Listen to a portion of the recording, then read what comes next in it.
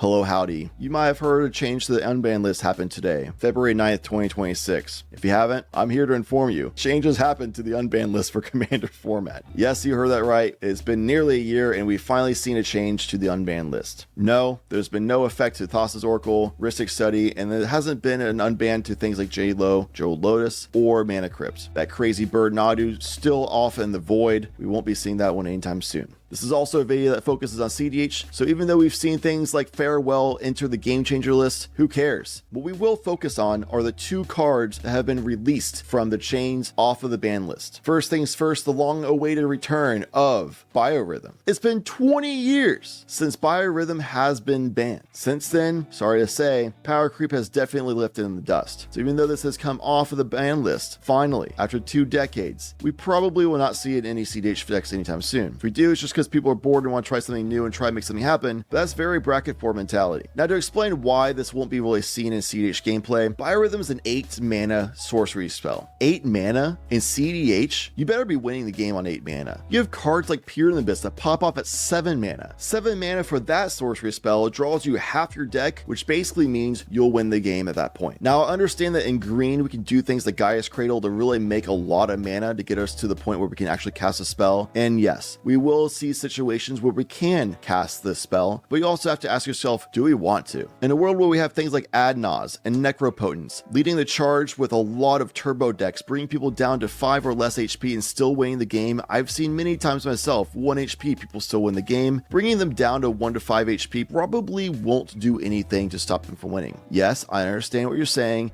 If you can get Biorhythm resolved before they can resolve Ad Naz or Necropotence, that does mean they'll be able to draw less cards, basically 0. However, 3 mana, 5 mana, and colors that are good for rituals versus 8 mana and a color that requires you to set up a bunch of creatures in a Gaia's Cradle effect or something similar. Almost always, people will be able to resolve Ad Naz and Necropotence before you can get the mana to resolve your Biorhythm, especially with this being at sorcery speed. If this was an instant seed spell at 8 mana, I'd maybe consider it because you can respond to them casting one of these 2 spells with your Biorhythm to make it to where they can't actually do anything with these spells. They just spent all the mana on this and they have to pass the turn. Even then, with improving this card, I'd question it because you still need to dedicate 8 mana into doing that. If this was somewhere around maybe, I don't know, like 6 mana at instant speed, absolutely, we'll see that in cEDH play, I'm sure of it. 8 mana at sorcery speed, too much cost investment at too slow of a cast time to actually reliably pull it off. What will almost always happen is people at high ends of cEDH will be able to politic in ways that they have counter spells interaction to not let this resolve because you're constantly in a shifting 3 versus 1 dynamic. So investing 8 mana into the spell that likely will get countered means you just passed your turn for the most part. This also doesn't leave any wiggle room for politicking. It resolves and it is what it is. It just resolves with lowering everyone's life total to somewhere around 1 to 5. By the time you get the 8 mana generated, people will very rarely have 0 creatures on the board. Even if so, you just killed 1 player, that means you probably have to pass a turn and watch one of the other 2 players win the game. Even things like Necropotence and Ad Nauseam that are just as easy to counter as this spell, cost less, and give you a lot more value than Biorhythm. They also allow you room to politic. With both of these spells, you can say, hey, you have this 1 counter spell in hand, save that for the next threat. If you allow me to just resolve this in a way that, like Ad Nauseam, I'll just grab maybe 9 cards. I'll stop at 9 cards. Maybe a little less. You work the deal based on the pod situation, but you can do a politic angled where you can agree to stop early. Necropotence. Hey, how about I just draw cards to refresh my hand to 7 because I'm currently at 2 cards and this is the only draw engine I have. You have a Rhystic Study. Maybe we can keep good pod balance. I'll only use this to get my hand refreshed to 7 each turn. Hell, even I'll only use this to refresh my hand to 7 this 1 time. I'll skip my draw step. At least that way you have politic angles that aren't great. It's not as good as what you would get if you just resolve this naturally, but you can still resolve it and get value on your turn, continue progressing your game plan. Biorhythm would leave you completely shot dead in the water. You just committed your entire turn into an 8 mana spell, probably around turn 3 or 4, if you make it there. And the way this resolves doesn't have a guaranteed way of actually winning the game. Reducing people's life total in a format where you probably probably don't have reliable ways of doing trample or in-air flying attackers to reliably finish off the board afterwards. That's a super rare situation in cEDH that will require you to build a deck that falls behind the tempo and speed of top decks in the format. Not only that, but if you have the ability to win through combat in that situation, that's even more reason that this will be countered if you ever try presenting it. That's a win on board situation. You're trying to invest 8 mana into a non-creature spell that's easily countered. Of course they're going to counter that spell. So will I see this in cEDH decks? Probably.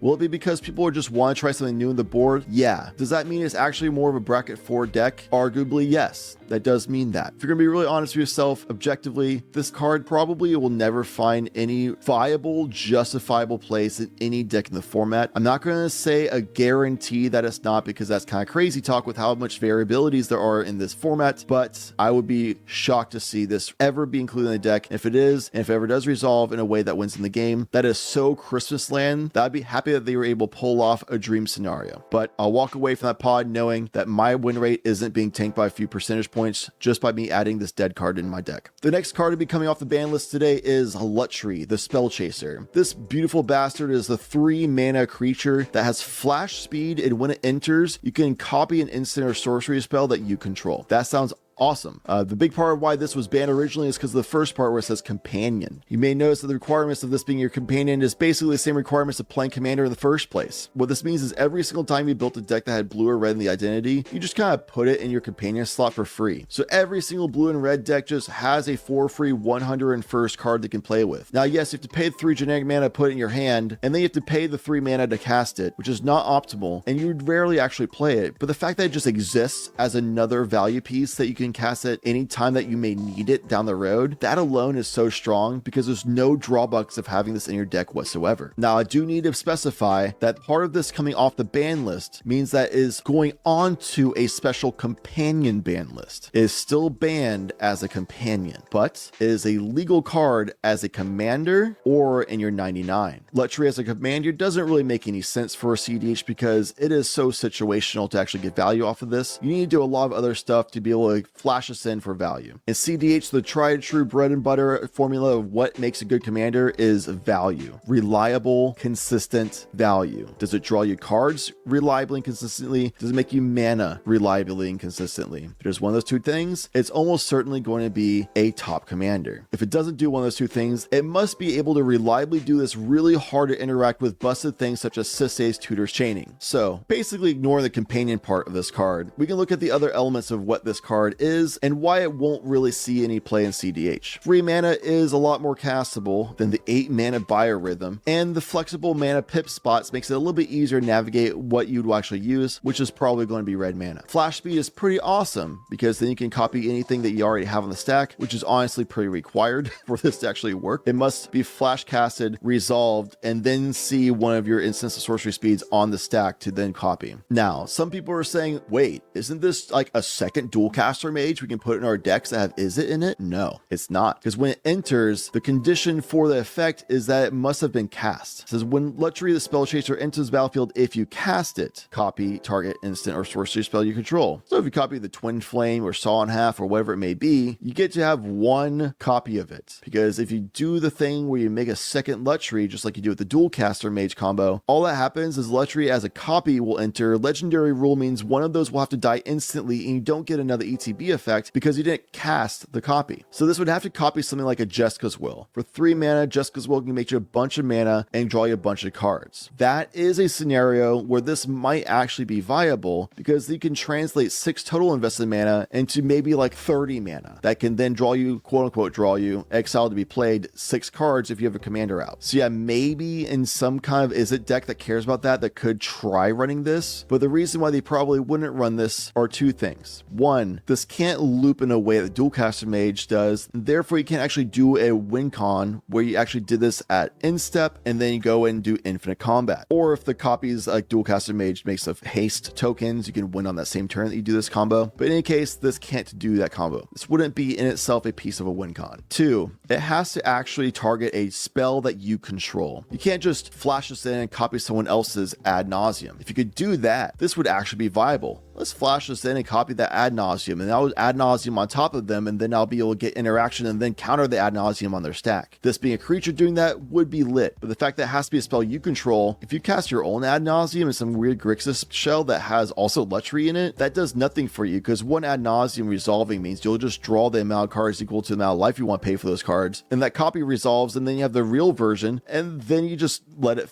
fizzle. You kind of have to draw one more card, and then that is just, it just doesn't work.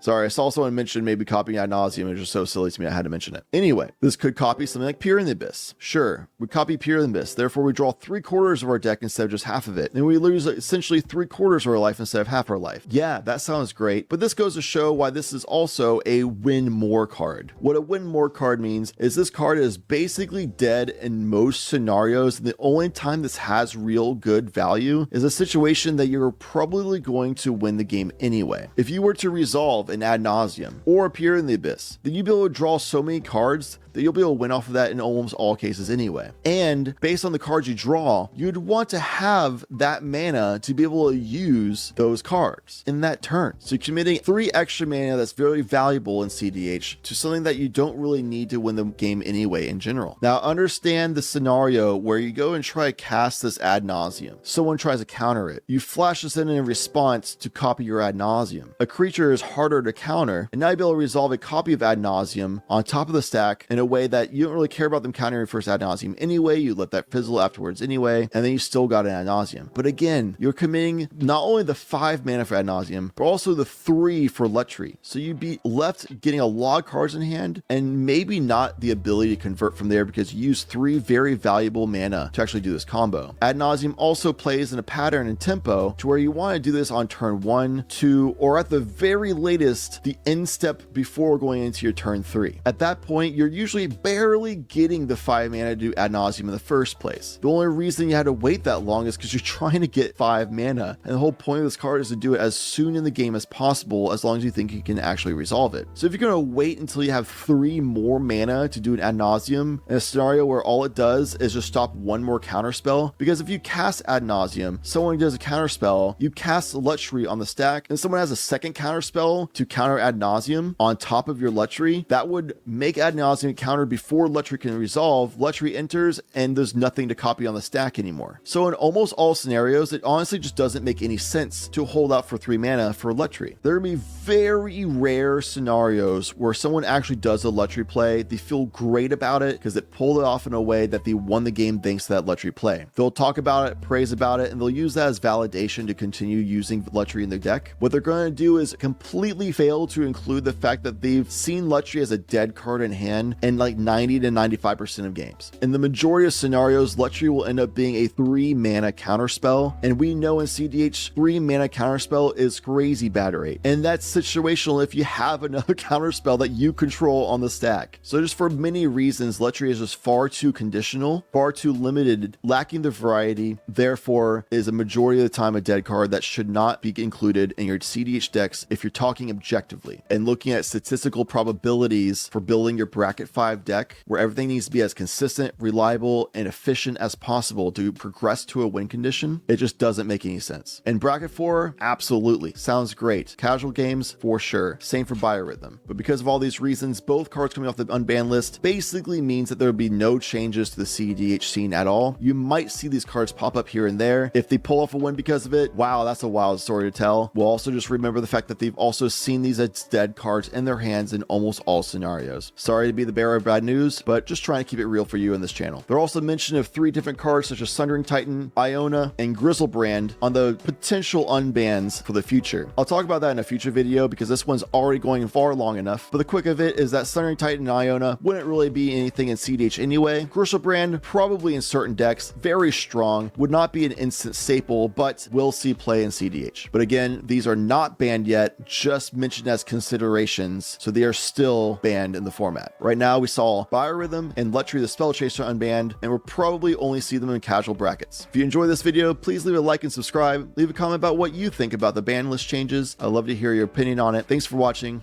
I appreciate you.